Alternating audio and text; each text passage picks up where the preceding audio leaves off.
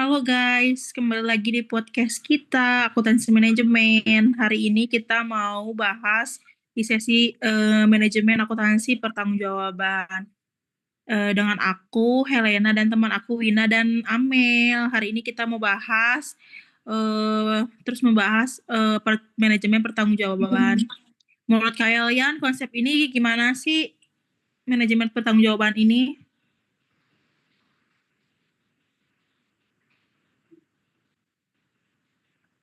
Menurut aku ya, akuntansi pertanggungjawaban adalah sistem akuntansi yang digunakan untuk mengukur dan mengevaluasi kinerja setiap bagian atau pusat pertanggungjawaban dalam suatu organisasi berdasarkan wewenang dan tanggung jawab yang dimiliki.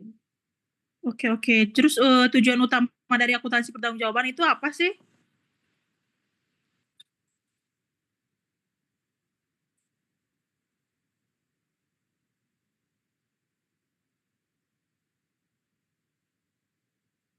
Benar banget, misalnya di bagian produksi yang saya pimpin, saya bertanggung jawab terhadap penggunaan bahan baku, tenaga kerja, dan biaya produksi lainnya. Jika terjadi pemborosan, saya harus menjelaskan penyebabnya kepada manajemen. Berarti setiap bagian memiliki tanggung jawab yang berbeda-beda ya.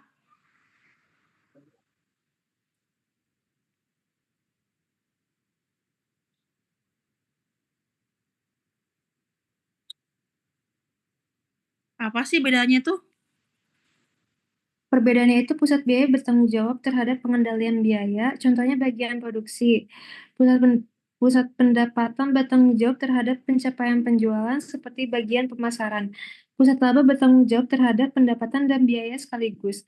Sedangkan pusat investasi bertanggung jawab terhadap laba dan penggunaan aset perusahaan.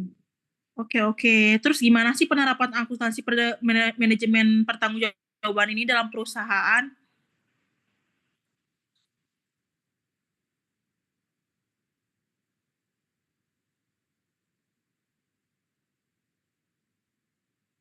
Jika terdapat selisih atau penyimpangan, kami melakukan analisis varians untuk mengetahui penyebabnya.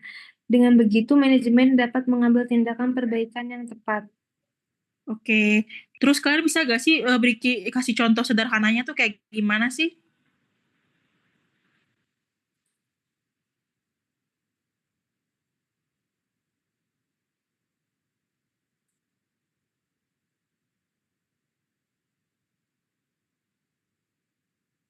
Apa manfaat diperoleh perusahaan dari sistem ini?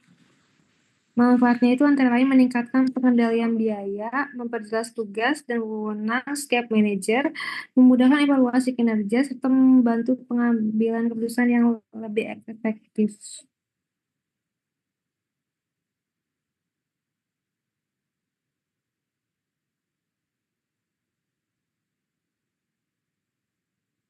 Oke, saya mulai memahami sekarang sih. Jadi akuntansi pertanggungjawaban itu bukan hanya mencatat transaksi keuangan, tapi juga menjadi alat untuk mengukur, mengevaluasi kinerja setiap bagian perusahaan ya. Nah, benar banget tuh, Hel.